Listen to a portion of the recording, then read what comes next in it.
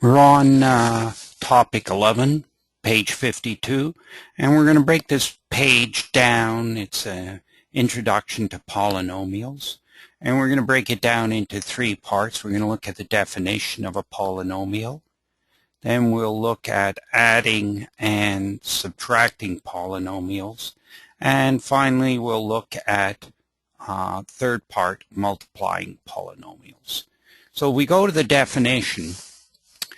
A polynomial in X is a sum of terms that may be denoted in descending powers of X as follows. Now this term is daunting when you look at it first, but it's really not that complicated. What we're going to say is polynomial is, first of all, we have the sum of the terms here, so we always have plus between the terms. So it's a sum of terms. And we have, let's start with the descending powers of X. So we have X to the n, this term here. And then we go down one power of X. It has to be n to the minus 1. And we keep on going down, dot, dot, dot, till we reach X to the 1. And this term here has no power of X associated. It's like X to the 0 here. So we have descending powers of X, and the A's represent coefficients.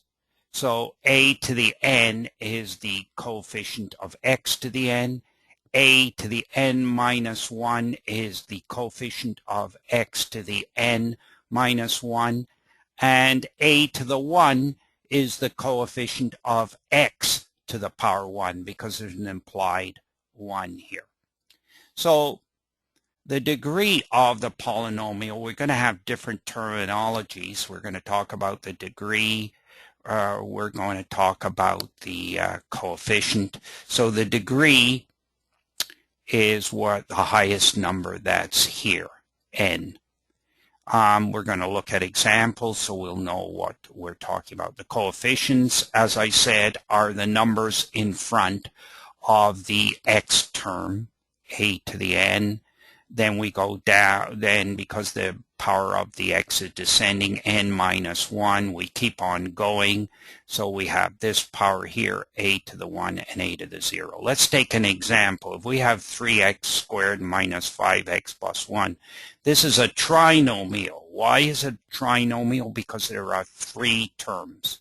Notice you have a power 2, power 1 for the x, and here you have no power to the x. There's no x term. So it's a trinomial of degree 2. Why is it degree 2? Because the highest power here is 2. So it's a trinomial because it has three terms, and the degree is 2 because the highest power of x is 2. The coefficients are 3, minus 5, and 1. Where did we get that? 3, minus 5, and 1. So let's make up a quadrinomial. Let's make it up in terms of y. It doesn't have to be made up in terms of x. And here we have four terms: descending powers of y cubed, y squared, y to the power 1, and an implied y to the 0 over here. Y to the 0 is 1, so we don't put it in. So 3, 2, 1. It's a quadrinomial because there's four terms, and the degree is 3 because this highest power is 3. The coefficients are 6, minus 9, 2, and minus 7. 6, minus 9, 2, and minus 7. Note the descending powers of y. Now, adding and subtracting polynomials. What we do is combine like terms. And that means that we have to look for terms with the same exponents and combine simplify the expression, and I'll explain what I mean here. If we look at this, we have 8x minus 9x squared minus 13 plus 3x squared plus 5x cubed minus 7x. First thing we do is rearrange this. We want to simplify this. We rearrange it in descending powers of x. So we go 5x cubed, then we have two terms, 3x squared minus 9x squared. So here we have minus 9x squared. Here we have the plus 3x squared. So we put those two terms together. Now we have a minus 7x, and over here we have a plus 8x. So we group those two terms together. And then we've got minus 13, which is this. So we count the terms 1, 2, 3, 4, 5, 6. 1, 2, 3, 4, 5, 6. You can actually sort of tick them off as above. I'll put a little tick mark above it to show that you haven't lost a term when you do this kind of exercise.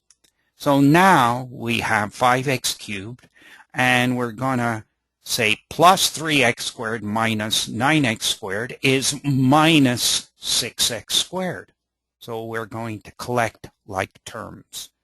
We can't add a cubed term to a squared term.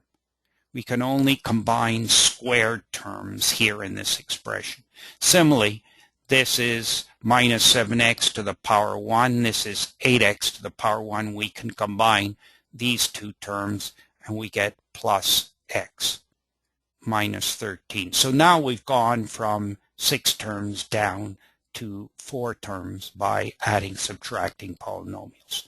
So you can only add and subtract the ones that have the same power that here. So I combine the squared terms, I combine the x terms. There's only one power, 5x cubed, and only have one number by itself, 13, so that they can't be combined. Okay, so to the third part of page 52, multiplying polynomials. We're not going to spend much time on this. This is just a distributive rule. I multiply the a times the c to get AC, and then I multiply the a times the d to get a d. So this is just simplifying this case here. In the case of where we have a plus b, c plus d, you can say take the a and multiply it times the c plus d. Take the a, multiply c plus d. And then because I have a plus term here, this plus becomes this plus right over here. And then I multiply the b times the c plus d, which is in brackets. So those are things that are reasonably simple. What we're going to spend time is on the squares of a binomial, looking at x plus y squared, and explain how we get this term, and x minus y squared, and why we get this term. And finally, we're going to take the product of a binomial sum and difference. Here's the sum. We've got two terms, okay? And when we say squares of a binomial, we're talking about two terms here. So, okay, so x plus y, x minus y equals x squared minus y squared. So we're going to look at each one of these individually and explain how we get the answer. Finally, we will deal with this expression here after we've dealt with the squares of binomials.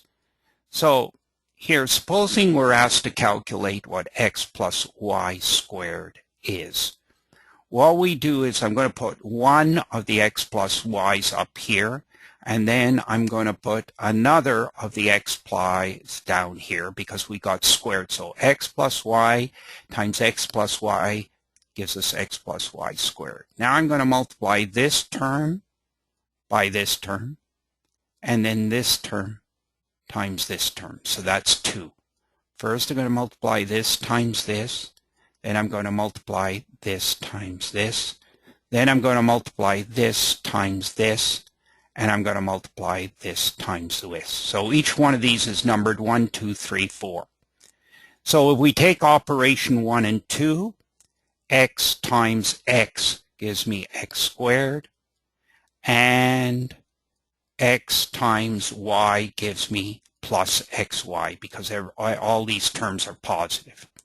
Now I'm going to take 3, y times x also gives me xy, because whether I write it as yx or xy doesn't make any difference. And then finally 4 gives me y times y, which is y squared. So what I do here, the first 1 and 2 gives me x squared plus xy. 3 and 4 gives me xy plus y squared. Now I'm going to add all of this. So the x squared becomes this. The plus xy and the plus xy gives me 2xy. And then I've got the y squared here.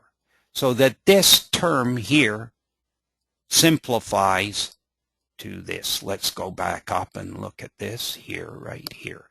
You can see we're explaining why. Okay, so let's look at x minus, the square of the difference. So we're going to take x minus y, and we're going to multiply it by x minus y.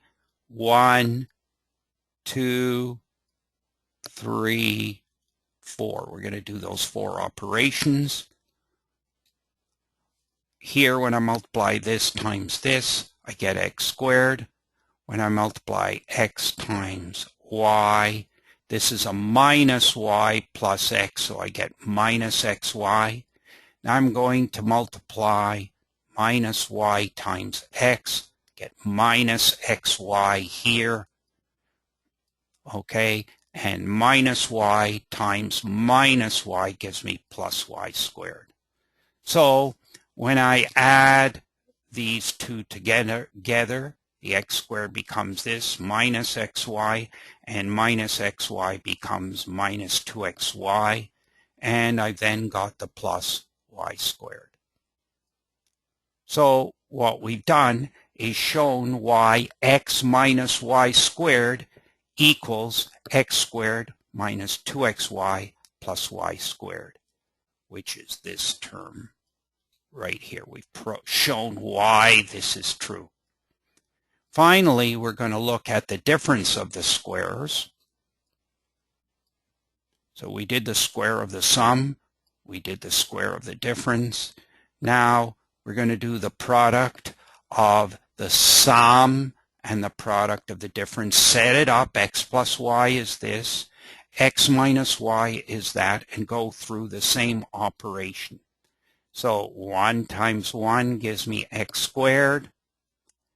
1 times, or x times plus y gives me plus xy. Now here, this is minus y times x under 3.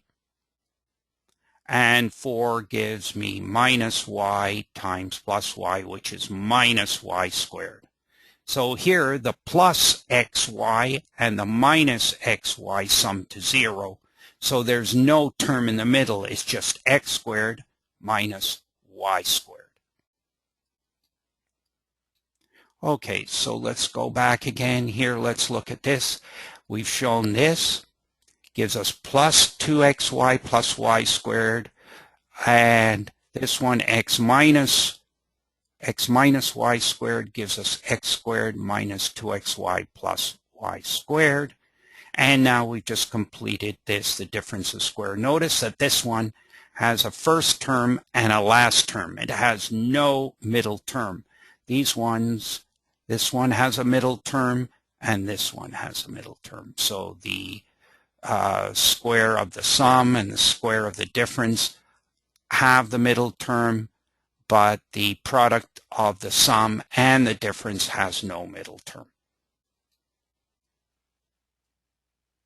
Finally, the last statement that we have on this page is a plus b gives us c plus d plus e, or excuse me, a plus b multiplied by bracket c plus d plus e. If we want to simplify that, we could just take the a and multiply it by this whole bracket, which gives us this. And then we do plus, becomes this plus right here. And we multiply b times this whole bracket. Now, to show that these are equivalent, we're going to say a equals 1, b equals 2, c equals 3, d equals 4, and e equals 5. And a here is 1, and c plus d plus e is this bracket here, and b is 2, and this we still have c plus d plus e. So let's look at the left side of this. This is 3. 3 plus 4 plus 5 is 12. 3 plus 12 is 36. Here we're doing 1, and what's in the bracket here is 12. So that's 12. 1 times 12. B is 2. What's in the bracket is 12. So 2 times 12 is 24. 12 times 24 is 36. So we're showing that this left side is equal to the right side. And that completes the final part here of the multiplying polynomials.